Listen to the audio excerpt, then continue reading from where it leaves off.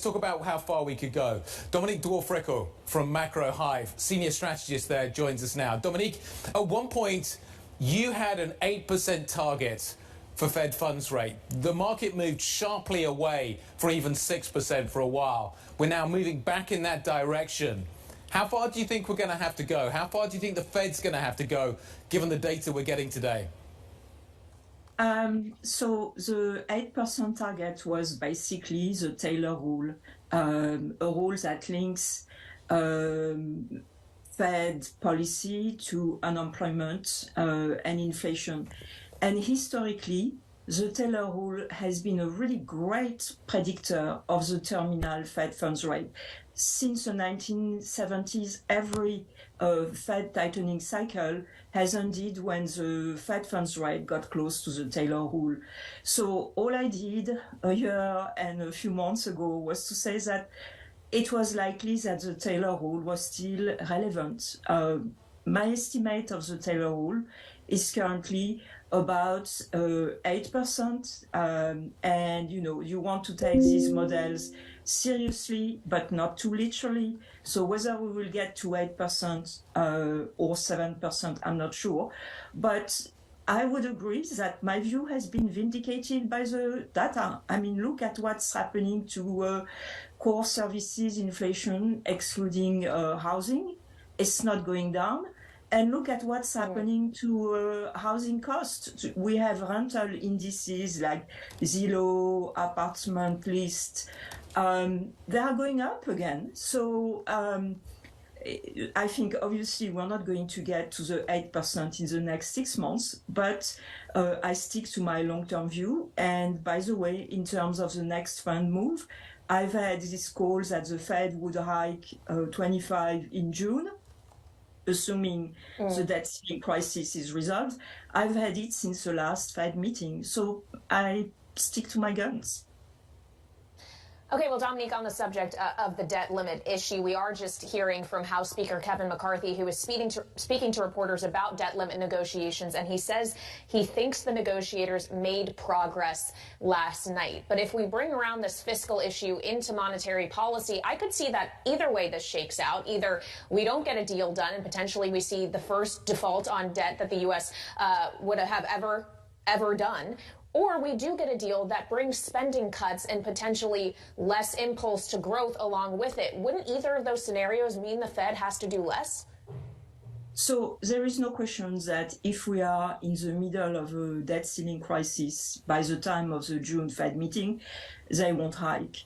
On your broader point that fiscal policy has to get tighter, I couldn't agree more, because if you look at the budget deficit right now, it's 7% of GDP, which is enormous on its own right. But if you take into account the fact that unemployment is also the lowest in 50 years, fiscal policy is clearly out of control and it needs to be reined in a little bit. Now, I'm not sure we will end up in such an extreme situation through this debt ceiling issue. First of all, contrary to popular perception, I don't believe that hitting the X date means a default. On the contrary, if we hit the X date, what's going to happen, and we know it from past Fed transcript, the Treasury is going to prioritize debt service payments. The US has plenty of cash to cover interest payments. That's not an issue. Yeah. The bigger issue is whether the US will be able to roll over its debt. And there, the Fed... But Dominique, if I could just mention on the issue of prioritization, Treasury Secretary Yellen has called that a default by another name. And even Fitch Ratings, when issuing that Ratings Watch negative earlier this week, said prioritization would not be consistent with a AAA rating and could result in a downgrade. So I just wonder if a downgrade would be just as bad. So, no, I mean, look at the last time the US got downgraded. This was in 2011. There was a big negative market reaction the day it happened. And since then, show me the market where we can see the downgrade of the US. The bottom line is that there is no alternative to the dollar. The dollar will remain the global currency, whether or not some rating analyst decides to downgrade. No, and to come back to your issue of the default, I would argue that a default is a non-payment of interest or principal on the debt.